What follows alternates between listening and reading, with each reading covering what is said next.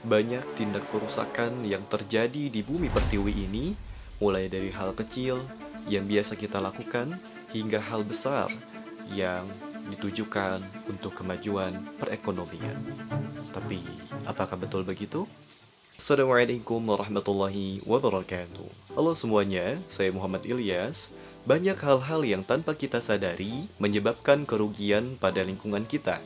Aktivitas kehidupan untuk roda ekonomi yang kian dicari dan dikuliti mengesampingkan keberlanjutan kehidupan di masa depan yang berujung pada kerusakan dan pencemaran lingkungan.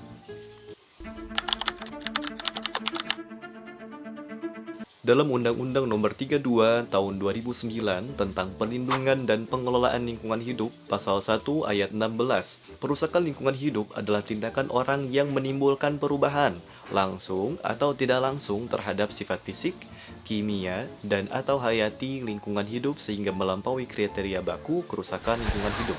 Sedangkan kerusakan pada pasal 1 ayat 17 adalah perubahan langsung dan atau tidak langsung terhadap sifat fisik, kimia, dan atau hayati lingkungan hidup yang melampaui kriteria baku kerusakan lingkungan hidup.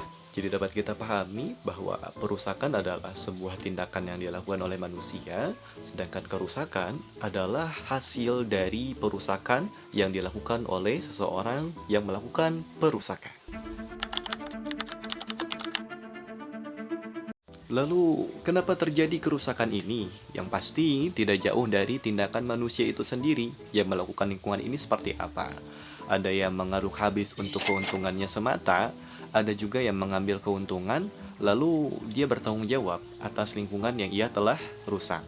Namun, terlepas dari itu semua, ada aktivitas alam yang menimbulkan kerusakan di bumi ini seperti pergeseran lempeng bumi yang menyebabkan gempa dan tsunami, gunung meletus, dan bencana-bencana alam yang lainnya.